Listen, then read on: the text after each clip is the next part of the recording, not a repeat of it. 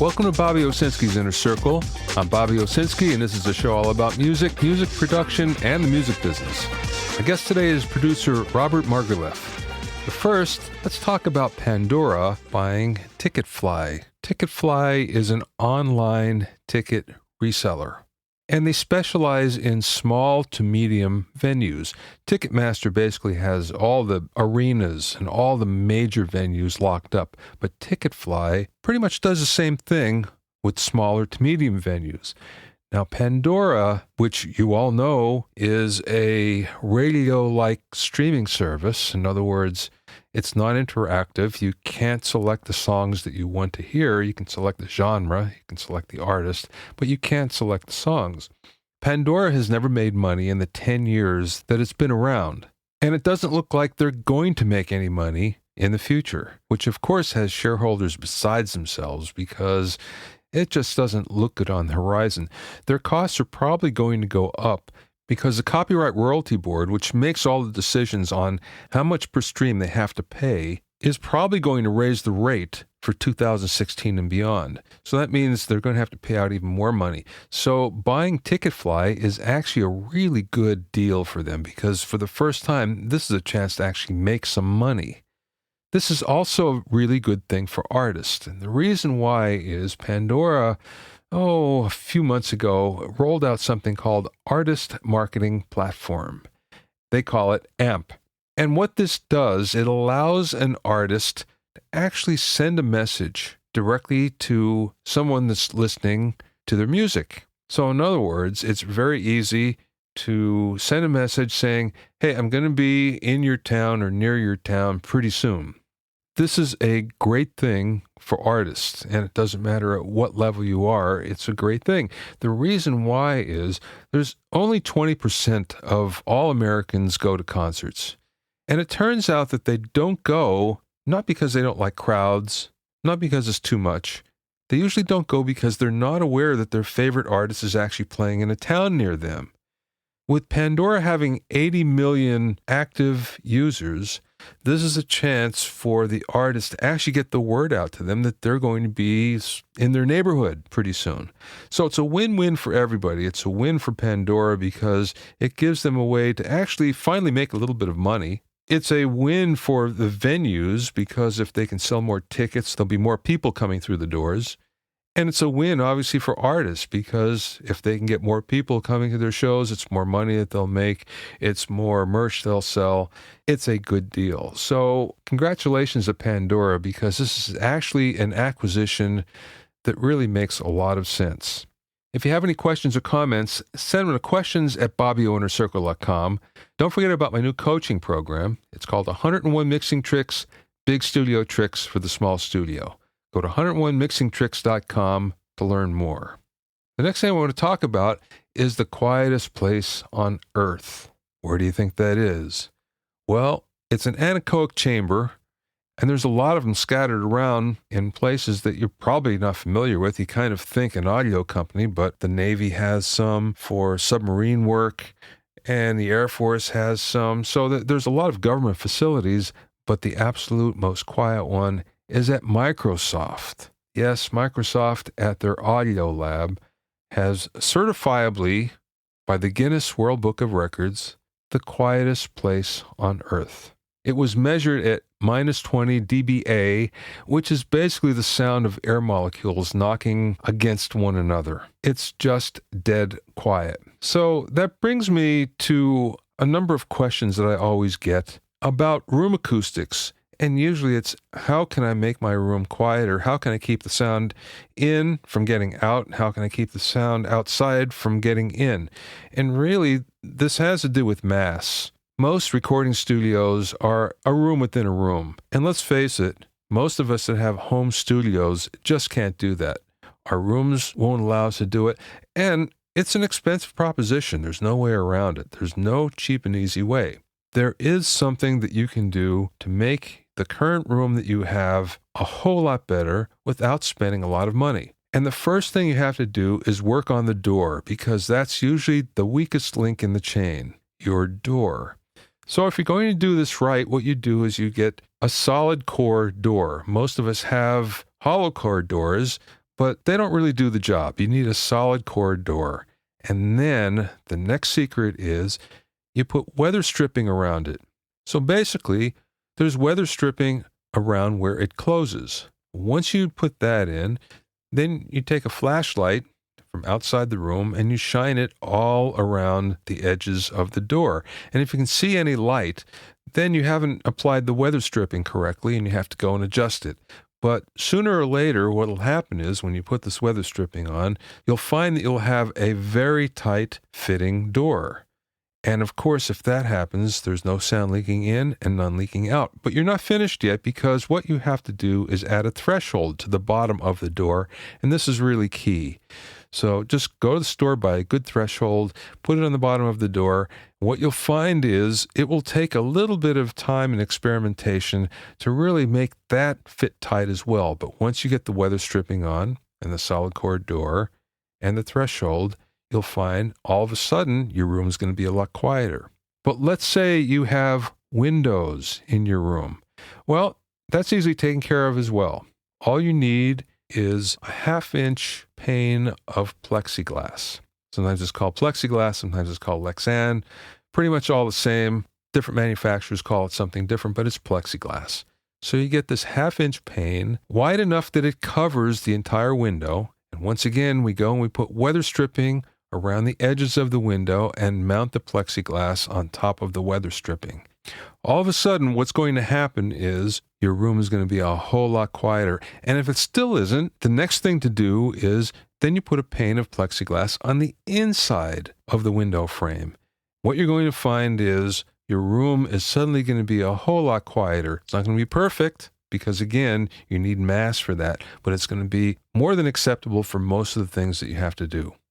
My guest today is producer Robert Margouleff, who is really an innovator, as he was one of the very first synthesizer experts. This led him to a career in record production, starting with Stevie Wonder and some of his most beloved albums like Talking Book and Intervisions, and later with the Isley Brothers, David Sanborn, and Devo, among many others. Bob is also one of the early proponents for surround sound for music and continues that passion today with Headphone Surround. I spoke with Bob via phone from his office in Hollywood.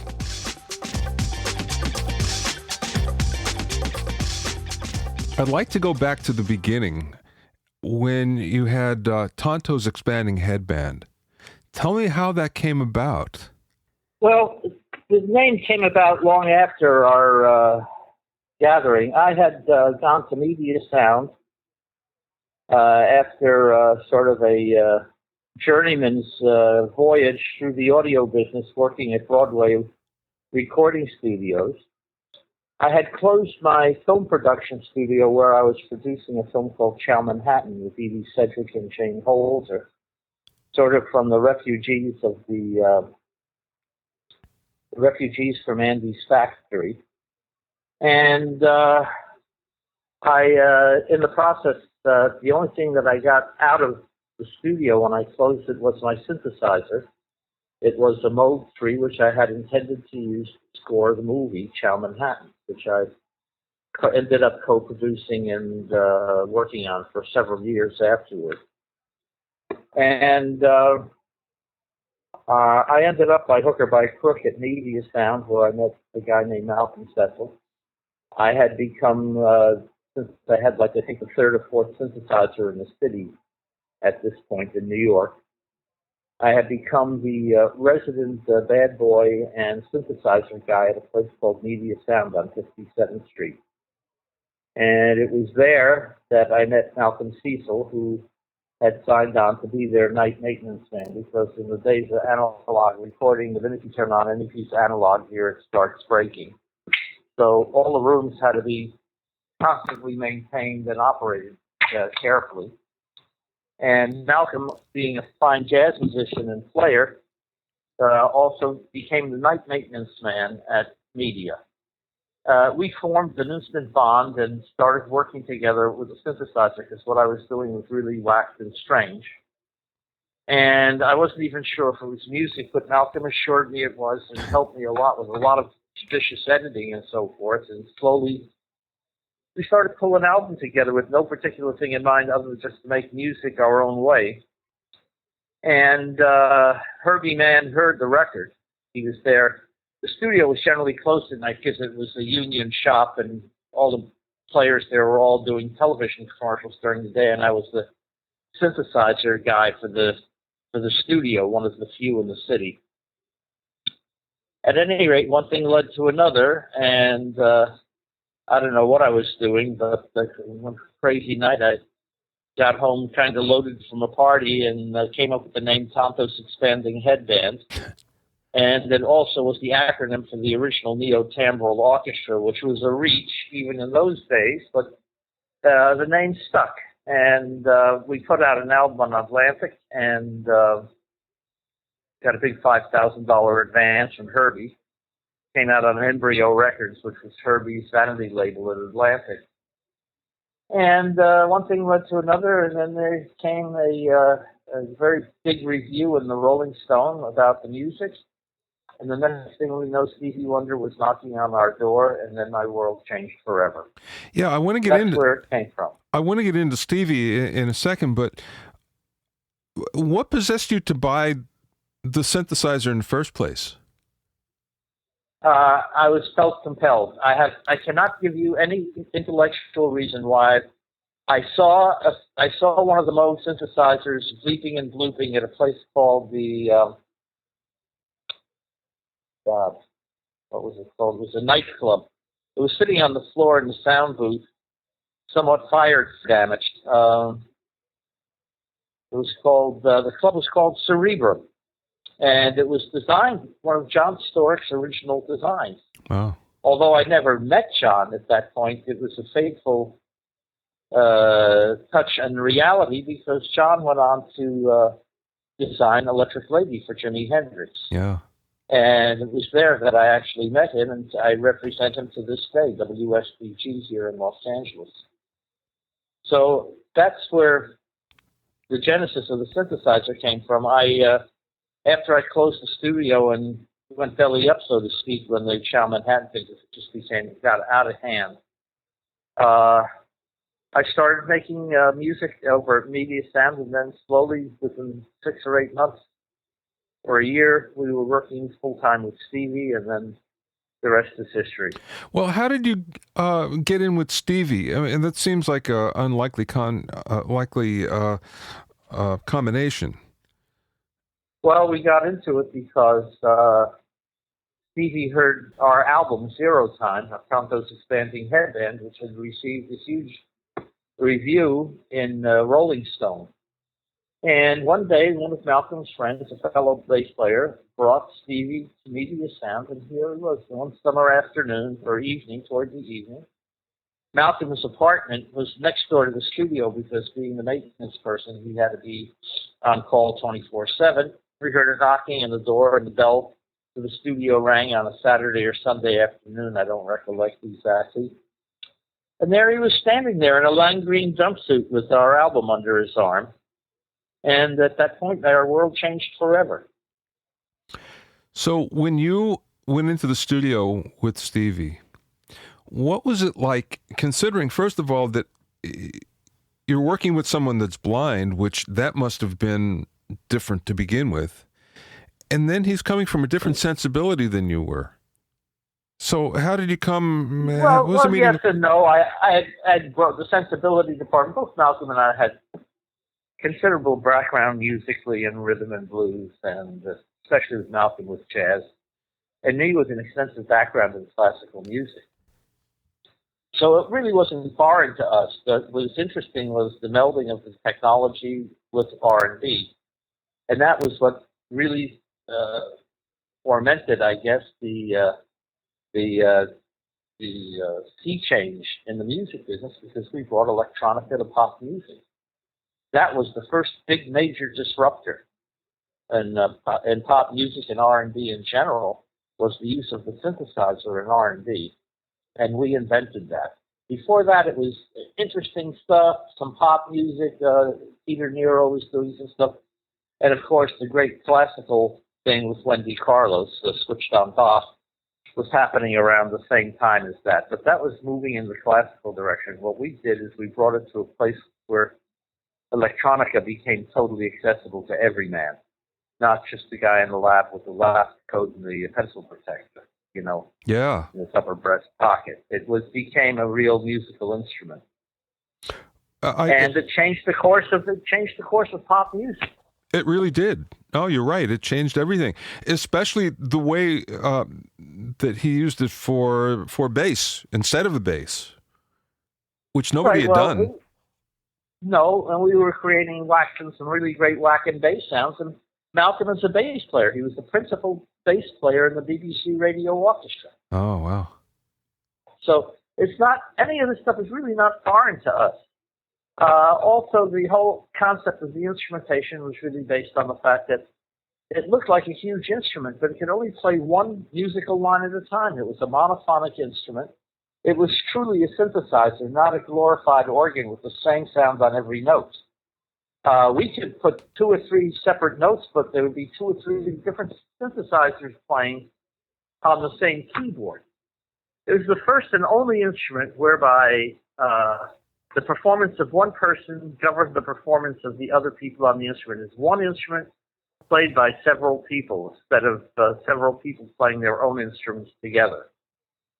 One program affected the other programs, and when Steve and Malcolm and myself played the instrument, Malcolm and I were handling the programming. Malcolm a little bit of playing, me a little tiny bit of playing, but mostly programming.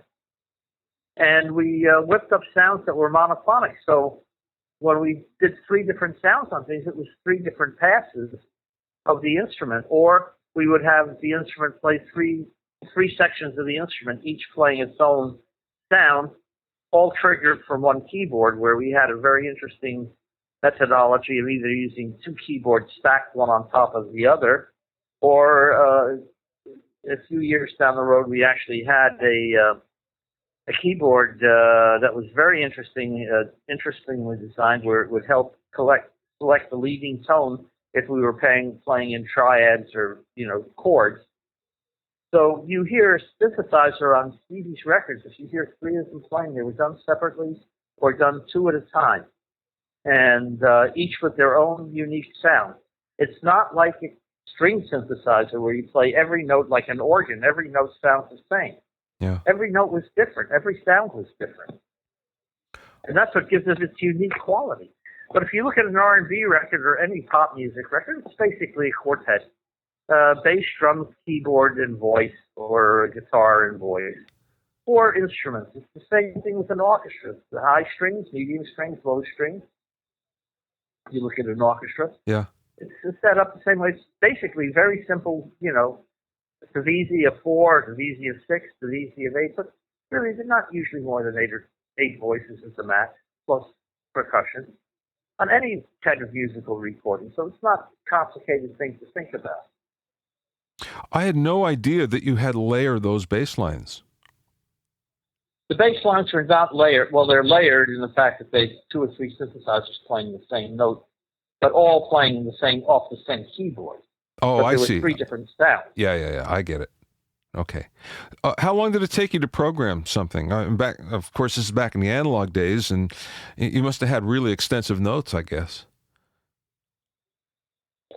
No, not really. It was done basically by feel and by artistic selection.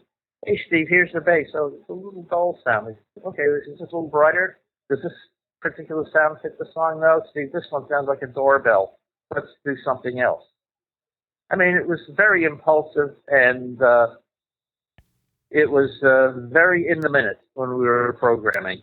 Programming was a part of it, and we would find sometimes we would program something, we'd have a great sound, and we'd try to improve it and go right out the other end of it and never to return. Yeah. Because there was no memory. Our memory, we used to call it Armstrong automation at the console. Because that's how we did it. We moved the faders with our hands and our arms. So that was Armstrong automation, and basically we programmed stuff and we'd leave it up overnight sometimes and tweak it a little bit here and there. But basically, when we got the sound, that's when we used it. And then it went away and something else came up in its place. Did you have any inkling of how groundbreaking those albums were when you were actually doing them? No. You know something? It's like sex. You live in the minute. You don't have any inkling of what your kid's going to look like. You know? Yeah.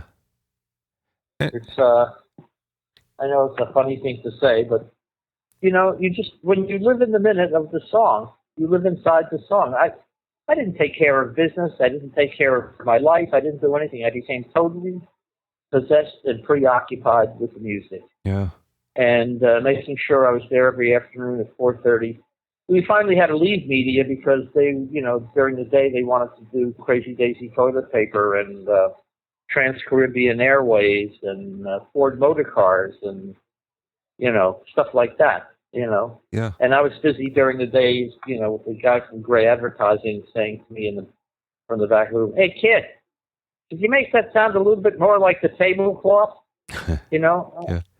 I got it was kind of tiring. And then, you know, I'd have a huge setup for Stevie down in Studio B with all the instruments in a circle so that he could move from one instrument to the next. And at media, they had a string date there the next morning at 10 o'clock, and everything had to be broken down. We wanted to have a place where we could work steadily and not be disturbed. And that turned out to be Electric Lady. It was a strange thing, but Jimmy had just passed and had just finished building Electric Lady with Eddie Kramer and John Stork. And the studio was really, Electric Lady was actually the first home studio. It was built by an artist for an artist's use. It was not a commercial enterprise like the Media Sound or, you know, any of the major players in New York. You know, those are studios that had the staff engineers with the white shirts and pencil protectors, and you came in for a certain number of hours and then you left. It was a service business. Electric Lady, on the other hand, was a personal studio. It was designed for Jimmy specifically for his personal use. There was no idea at all of, you know, utilizing it, except maybe in a few fringe cases, to use it as a commercial service enterprise. Well, here we are 50 years later, and the studio is still chugging along. Yeah. But when I got there, I finally met John, who I had met very briefly at Cerebrum when I first heard the synthesizer. And we hit it off immediately. The cases for Tonto, for example, were designed by John. Really? And now the synthesizer's in Calgary at the museum, which I'm happy to see. And it's 50 years later. But that studio was very well suited for what we were doing with Stevie, because it was like putting our foot in a well-used shoe. It was already there. It was made for singular artists. Stevie filled the bill and really filled the void for Jeffries and the whole staff down there, Jim Marin and all of those good folks down there, artistically driven people. And the studio had beautiful lighting, and to this day it's still functioning, just to prove its longevity. But we worked there for about a year and a half or 2 years. Music of My Mind and the beginning of Intervisions and Fulfilling This all found a place there. Our synthesizer could live there. We could keep the studio set up and come and go. We would come at 4 o'clock in the afternoon. Stevie would arrive at 7.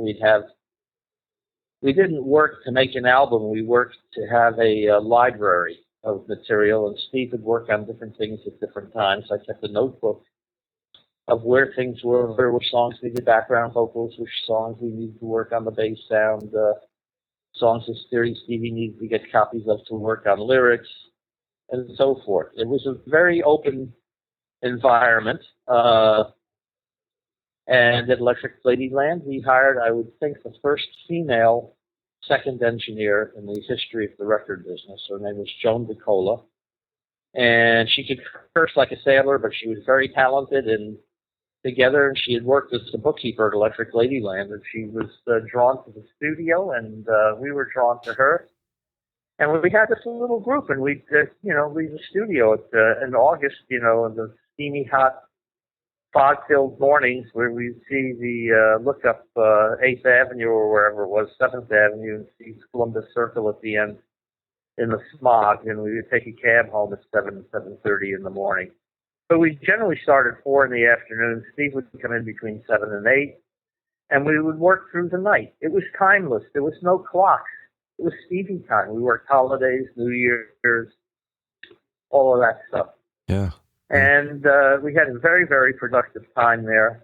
Very few visitors, which was very good for us. We were not, in the end of our relationship with Stevie, we were inundated by what I call the drones, people who just there to hang out, fan the air in and out of the control room, and smoke cigarettes and make our lives unpleasant. Yeah, yeah. But those first few albums, we did everything. I mean, I even did the photography on Talking Books. The cover photograph of Steve in the African garb and the inner sleeves, all that stuff. And yeah, you did we that, worked really? on all. Wow. Yeah. Wow. I did Sarita's album. I did the cover for Minnie Riperton's album. All, it was all like a family affair. We did everything in house. Yeah, yeah. We had a great guy named Dennis who worked for us, and Malcolm's wife worked for us, and we took care of Stevie's tape library and administrating any musicians that came in and out, and we did everything, and lovingly, and with no questions there. Yeah, yeah. Because I knew then, and I know now, that he really was a messenger from a higher power. It even makes me emotional now to think about that. Yeah, yeah. And the being unsighted, you asked that question. Strangely enough, when I was in prep school, I went to prep school, I was a not so wealthy little Jewish boy with a fairly disturbed personality, and ended up at a very small school up in the Berkshires called the Stockbridge School. And it was 80 of us, coeducational before coeducation and before, completely mixed, black and white and Indian and every race. And this was in 1958. But one of the people that was at the school was a woman named Tommy Keitlin. She was a physical fitness expert, and she was blind. And I learned how to take her skiing and to put bells in my ski poles and how to work with unsighted people. So when it came to working with Stevie, it came as second nature to me. The thing that was good was to be able to teach him how to move around in the studio on his own, so he did not have to have someone take him to the bathroom or to get a coffee or to do things. He could move around on his own. And very strangely enough, it never became an issue. Wow. The thing about the synthesizer was it was a dizzying array of knobs and wires, and not something that someone unsighted could do. But he could play the shit out of the thing. So Malcolm and I took care of the knobs and the wires, contributed to the production, voiced our opinion, excuse me, and we had a very fantastic and wonderful, productive and open relationship, unmatched to this day. Yeah, yeah. And I've made a lot of records, and I've gone down a lot of roads since then. Well, but it was a very enriching time. Then we came out here to California. Reason, Stevie wanted to move to California. He didn't want to live in Left Rock City anymore. So Motown had moved to L.A. from Detroit. Stevie had a new relationship with Motown with his own new spanking new contract, courtesy of Johannan Zagoda. And he came out here, and we settled at first in a place called Crystal. Yeah. But that was yet another one studio complex, and James Taylor and all the folkies were over there. And having Stevie there full time did not really mesh very well. And I got a call from Gary Keldrin one afternoon, who was one of the creators of the record plant. Yeah. Which was down on 3rd Street at the time, a very creative place. And he invited me and Malcolm up to his house and said, look, you're the first engineers to work for an artist and not for a record company. You are representing Stevie's interests. We said, yeah, we are, and we're looking for a home. And he said, well, I will do something for you for a year at a time. Who would think of booking a recording studio for a year at a time? Yeah, right. Wow. So we went up to his big old house on Camino Palmero, now an apartment building there, but there was a big old Tudor house there, surrounded by pine trees. It was formerly the Canadian Embassy. It looked like some haunted Charles Adams drawing, right? And we went into the dining room there, and we sat across from the big table, and we made ourselves a deal on Stevie's behalf for studio time by the year, which included building a studio to our specifications, which included a surround control room, the speakers in the front and the back with Tom Hidley speakers, and because Quad was just coming in at the time, but also I loved having Quad in the control room because I could get Stevie to sit in the middle of the control room and have the music occupy the same space as him. The music became subjective, not objective, that it's in a frame in front of you, between two loudspeakers. Here's the picture of the band playing, or whatever you think it is, but what it isn't. These records are made then and now serially on multi-channel recording equipment. But he was able to occupy the same space as the music. People often ask me, why do those records sound so different?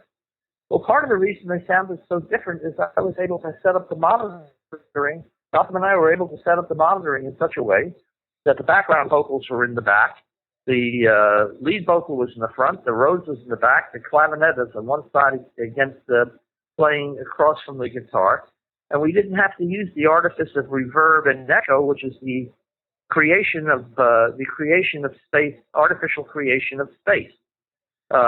We had to ditch situational awareness in the early days of recording because we simply could not store it. Yeah. So we invented echo and reverb to substitute for it, to create the illusion of depth in space. But when you can actually move the sound in the space, in the room, although Stevie's records were mixed in stereo, as a matter of fact, my first surround mix was this song called Superstition, which I mixed in quad. You're kidding.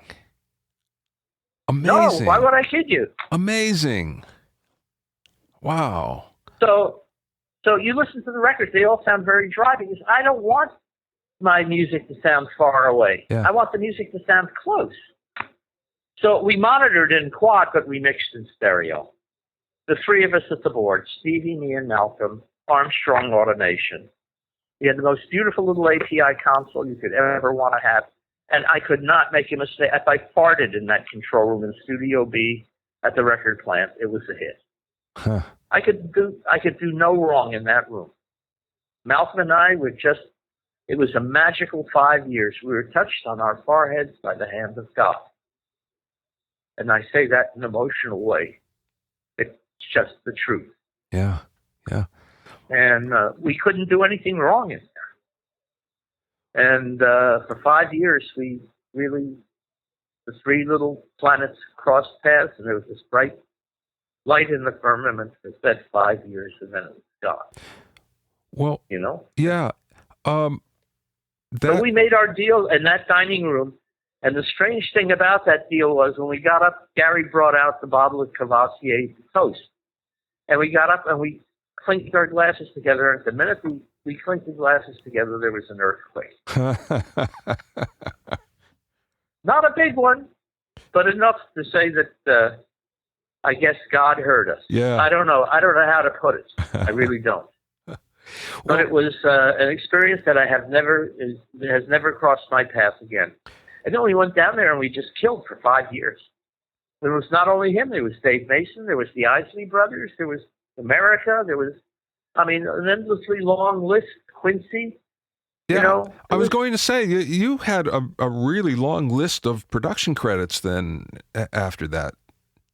Oh, absolutely. Now I'm working with my new, what I think is going to be the next fixed disruptor since the synthesizer. And I think that's something called Headphone Surround. I think you're right. I want to go there, but let me ask you one more question here. Devo. You can ask more than one. You can ask more than one question. You can ask two questions. Devo. Or three. Let's go to Devo for a second, because again, that seems like it's you go with Stevie and the Isley Brothers and Billy Preston, and you're doing mostly R&B, and then you go to Devo, which at the time was totally opposite of that. And then you had the Not biggest really, hits. but was it opposite Tonto's expanding headband? No. Well, it I was seems making like electronica music. Well, it was not that different. If you really want to really take a look at the Freedom of Choice record, which is the only record that was really meaningful in terms of sales numbers for them, and its construct really is an R&B record. I recorded it the same way that I would have recorded Stevie. It's just that the content was different. Yeah. But the approach was pretty much laissez-faire. Uh-huh. I gave them as much liberty as I could in the studio to the console to make sure that they got as much of a hands-on experience as possible. Producing doesn't mean taking control of everything. Producing means getting an artist to perform to the limits of his potential or her potential in the studio. And you do whatever you have to do to make that happen. And the Devos were another very interesting iteration. They were a very tight familial group, brothers. They had very interesting ideas electronically. I could help them realize it and understand what they were doing, being virtue of the fact that my background was electronica by this time. So I got them to sing great, I got them to play great, and I made a tremendous effort to make sure the recordings were as stellar as possible, which I did. And we had a great record. Is it what it really is? It's an R&B record. It prizes and approaches the music making from the same philosophy. Yeah, I get it. Okay. So now I understand. One of the questions I had for you was, how did you get into surround when it really started to happen, when it really started to pop in the early 90s, but you were in it way before then? Yes. Musically, I was. We fooled around with the format for a minute called SQ or QS. There were two of them. And we had tried, here's a little strange story for you. A recent story. And that was one of the reasons why during that period the studios were building quad control rooms. Yeah. And the reason we could get away with building a quad control room is because Gary did Studio A and Studio B, and Studio C on 3rd Street is quad rooms with Tom Hidley. And we were somewhat involved in that, but Tom had some very interesting ideas, but they were quad, equidistant, 4 monitors, equidistant front and rear, and experimenting with live end, dead end, and all kinds of other wacky approaches to audio, compression ceilings, and all kinds of strange things. But we had tried to, the end result was going to be quad on vinyl, and that's what QS and SQ were. Mm-hmm. Unfortunately, it did not work. First of all, people thought it was kind of crazy, and they could not get the kind of real separation that quad required on vinyl. It's just the crosstalk levels were way, way too high. If you had 15 dBs or 20 dBs of separation, it was a lot. Yeah. It just did not work, and they expected everyone to get special cartridges for their record players and all kinds of special hardware and so on. There was a run of stuff like that. A guy named Brad Miller came on the scene during that time and did a whole bunch of sound effects records that had, trains and ping pong balls and stuff bouncing back and forth from left to right and all of that kind of stuff. A real preoccupation with massaging the medium was the order of the day. And but Stevie and I and Malcolm, as I say, experimented with the superstition. I had the horns in the back. Really? But could we get it into vinyl? No. Yeah. Not even close. Now, I'm working with a very interesting technology called HPS, Headphone Surround 12.1, which is 12 channels of audio, discrete channels of audio, 7.1 on the horizon, and 5 overhead, including the one in the center directly over your head, which we call the voice of God. And do you know what I did last month ago? What? I took the HPS data stream and put it on the vinyl disc. Really? Really. So it worked then? Well, it works because it's digital. Yeah. although it's stored analogically on the disc, but it's a digital signal. So I'm going frontwards and backwards at the same time. Yeah. People are loving vinyl. So think about people loving vinyl, because HPS you cannot listen to on loudspeakers. Yeah. HPS is audio that unfolds in your head. It's 12 channels of audio in your head. If you listen to my website, robertmargouleff.com, you will see some of the call-outs for the 12.1 there, and also call-outs for the DTS Headphone X system, which requires a decoder to play back. But the HPS requires nothing but a regular set of headphones. Like, you can go there right now and plug them in and listen to that site, and it really does explain exactly where I'm going with it. Yeah, I did. This is the next major step forward. I went and I listened, and you're right. It definitely works, and it definitely works well. You know, one of the big problems with surround sound has been the fact that for most consumers, they would never have the speakers in the right places, so you'd never have. Much less being able to afford the speakers and the real estate to put them and the wiring, and everything else. And kids are not interested in listening to having a personal listening experience in their parents' home theater. So one of the things that, but now we can have a personal experience with any set of headphones, any cell phone, any website, anything. I can put HPS on my Facebook page. It does not require anything special. The HPS is baked into the audio itself.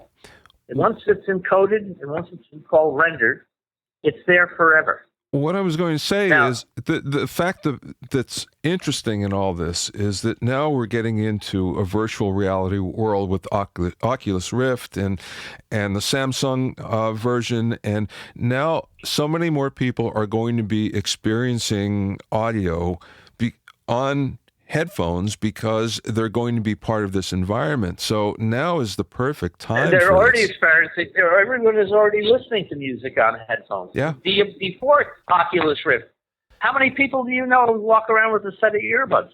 I can give you his total 12.1 surround on earbuds. Yeah.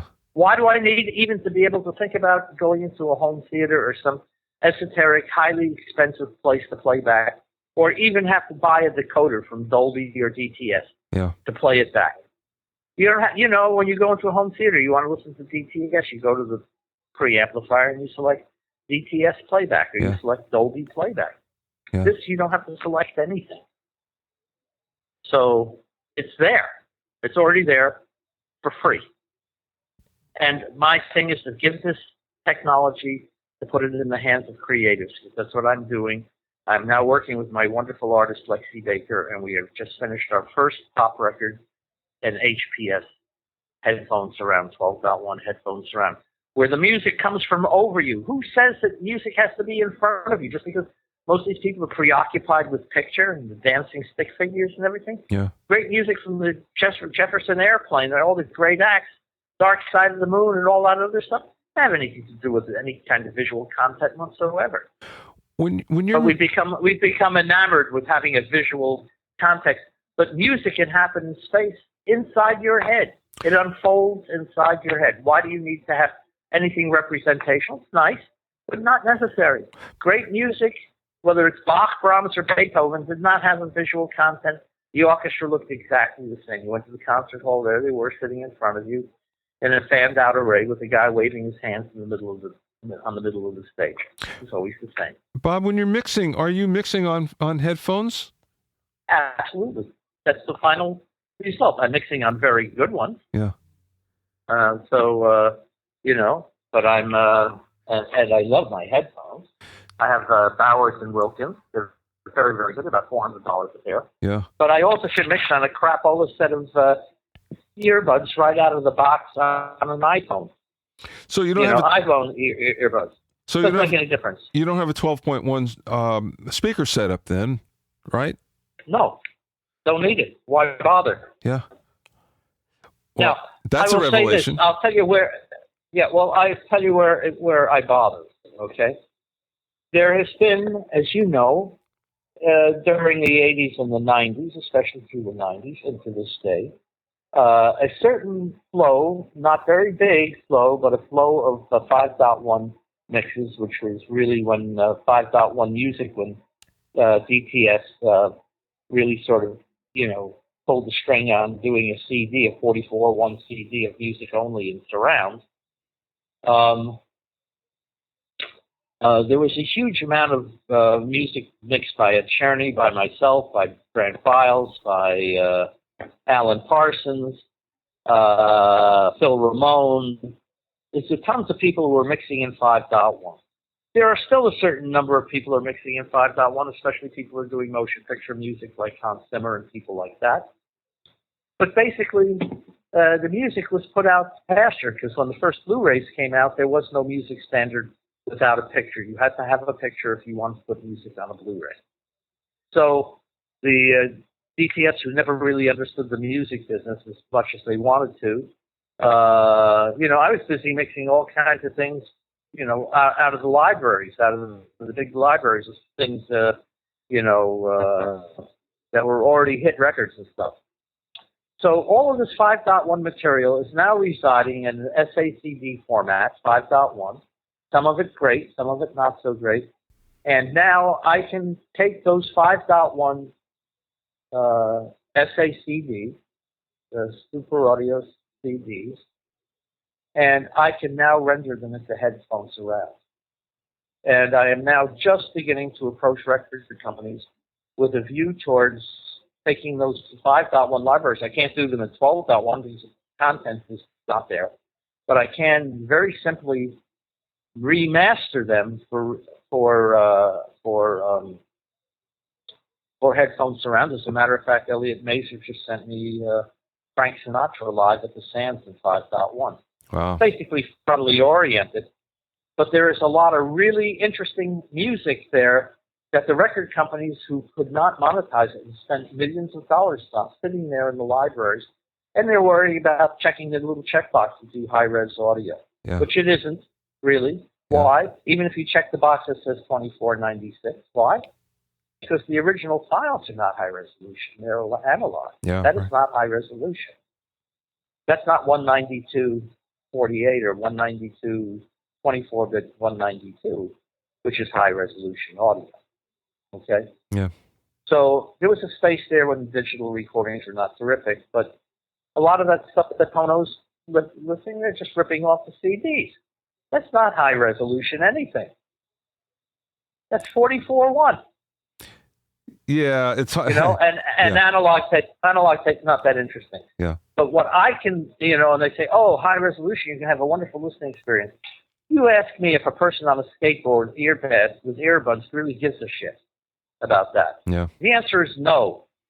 But if we can deliver a wholly different experience, an experience where we bring spatial awareness back to music, then we've done something very, very major and very different and very interesting.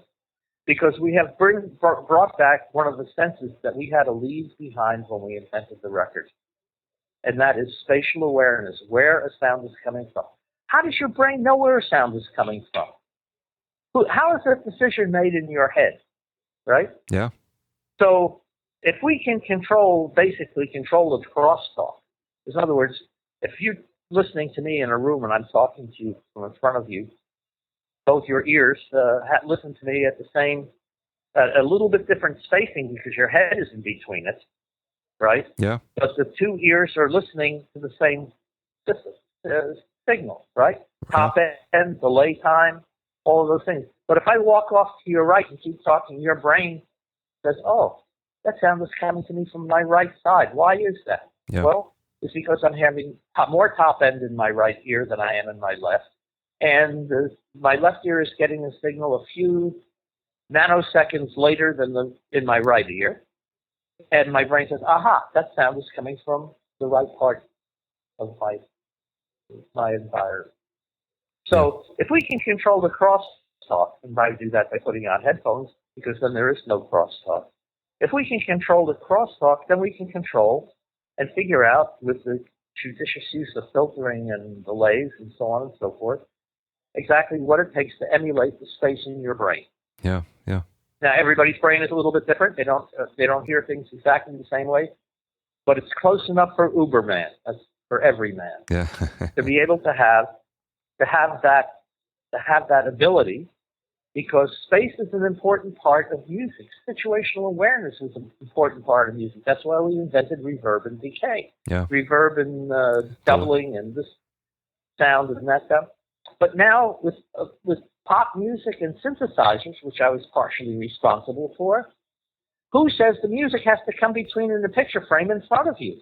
Nobody. Yeah. If you want it in a motion picture, then the music has to support the picture. But if you're looking at purely a musical experience, a composer can like to have music over his head or behind you. Yeah. I have sounds coming from behind me. Yeah, it's very effective too. Very effective. Yeah, but what has it done? We have finally returned to 100 years of lack of situational awareness. Yeah, yeah. And we're able now to use that as a creative tool. It's not a gimmick. It's the way we work. Our brains are reptilian when we go back, when we were just pulling ourselves out of the slime and becoming human beings. Our hearing is really designed, like our eyes, for specific things. Why are our eyes on the front of our head, for example, and not on the sides like a bird? Well, because we're prey animals. We need to create 3D vision in order to judge the distance between our own mouths and our next meal. Basically, we can decide how to snatch it. That's why eagles have front facing. Owls have front facing. But animals that have side facing are prey animals. They need to have 180 degrees. They don't really need to see stereo. But what they need to do is have a wide angle of view so they can see if there's a threat. So if we hear a sound that's coming from behind us, unconsciously in our minds, our little mind says, uh-oh, that could be dangerous. Yeah. I can't see it. Right? What is it? Is it a threat? Well, this is, as you say, it's very cool. It's a cutting edge, and I urge everybody to go have a listen. Go to your website, and I'll include links so everybody can go there as well. I have one last question for you here. What's the best piece of business advice? Yeah, it doesn't have to be the last question. I'm happy to be of service. Thank you. What's the best piece of business advice that you've learned through your career or that somebody imparted to you? Stay the course and believe in yourself and believe what you have to offer the world, and go out and do not use as many interlocutors as we used to have to use because of the girth and the size of the equipment and everything else. Because now, the new folk instrument to me is the laptop. That's as much a folk instrument to me as Fender Rhodes was in 1978. Yeah. Okay. People write on it. People use it. But now the real trick is to get the music to the people who live it. And basically back in the 70s when there was Rodney Biggenheimer and You Were a Boy and You're a Slip of a Lad,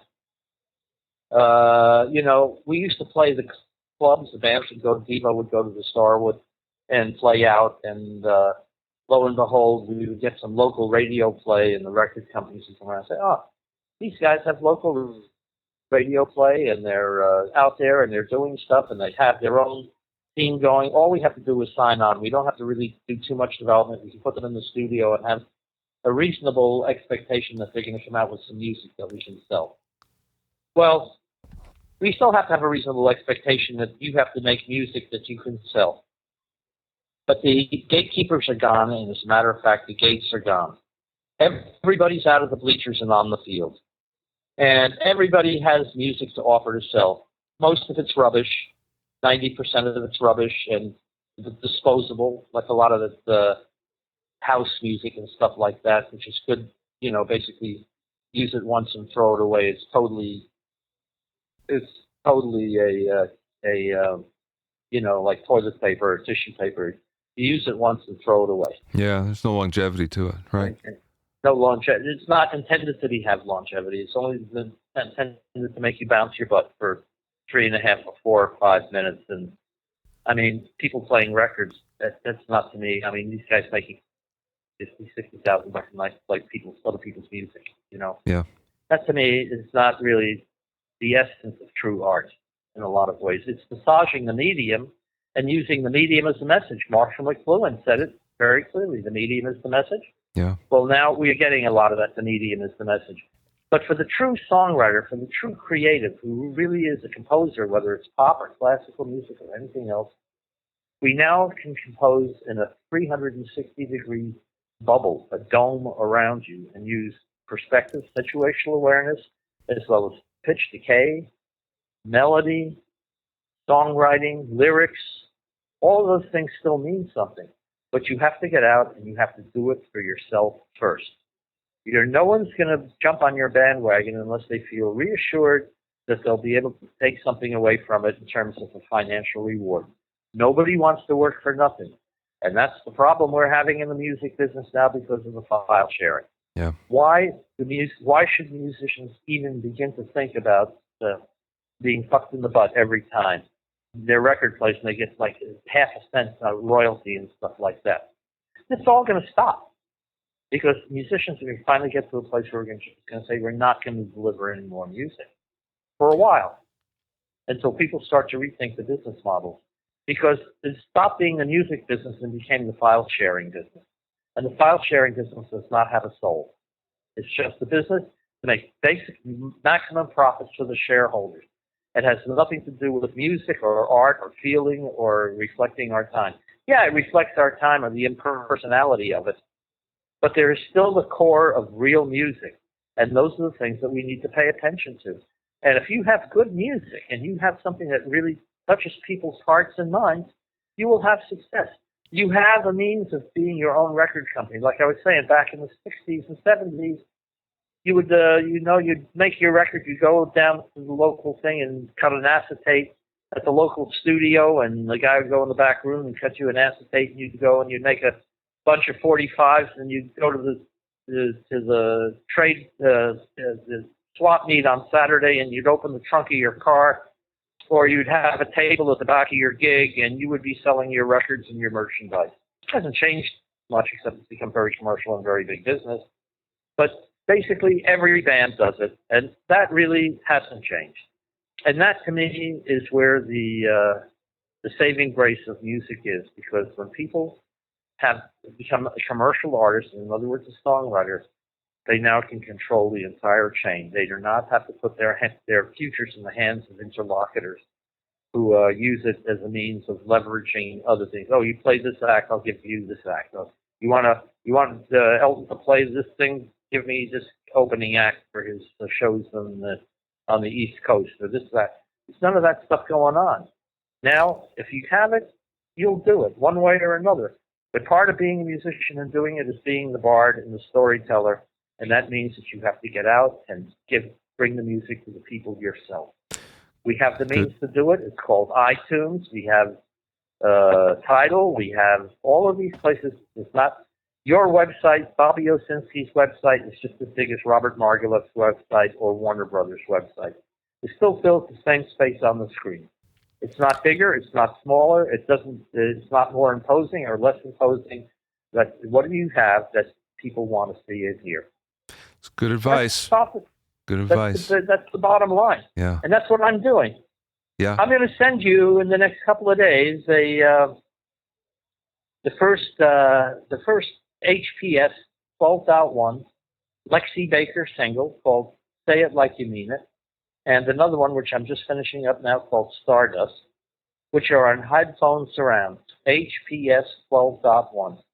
And it is music designed and conceived with the idea that there is no front of the room to speak of. It is you occupy the same space as the music. You live inside the song. And that, I think, is the next great disruptor in music, and that's what I'm into. I'm very, very, very, very happy to be involved in it, because I think this is my swan song. After all, I'm 75 years old. How much more time do you think I'm going to be here on the planet doing this stuff? You know? Well, it might be longer than you think. I hope it is. I hope it is too, but you can never tell. Yeah, you know. Yeah, right. So right. I'm just listening to my messenger. Yeah, you know. Yeah. Just like I thought Stevie was a messenger from a higher power. Look what he did. Yeah. If he didn't have those songs and have his approach and his incredible musicality, none of it would have made any difference. Yeah, right. I just provided the container, you know. He was the talent. You can find out more about Bob and Headphone Surrounds at robertmargouleff.com. That's Robert Margouleff, Margouleff. That's all one word, .com. Thanks for listening and being in my inner circle. Remember, if you have any questions or comments, send them to questions at bobbyoinnercircle.com. Many, many thanks to Steve Cherubino. He's the host of the EDM Producer Podcast at edmmr.com, and he helps put this show together. Thank you very kindly, Steve. To listen to other episodes of Bobby Owsinski's Inner Circle, go to bobbyowsinski.com and select the podcast tab, or go to bobbyoinnercircle.com, or find it on iTunes or Stitcher. At bobbyowsinski.com and bobbyoinnercircle.com, you'll find a sign-up form for my newsletter and for alerts for new podcasts. This is Bobby Owsinski. I'll see you next time.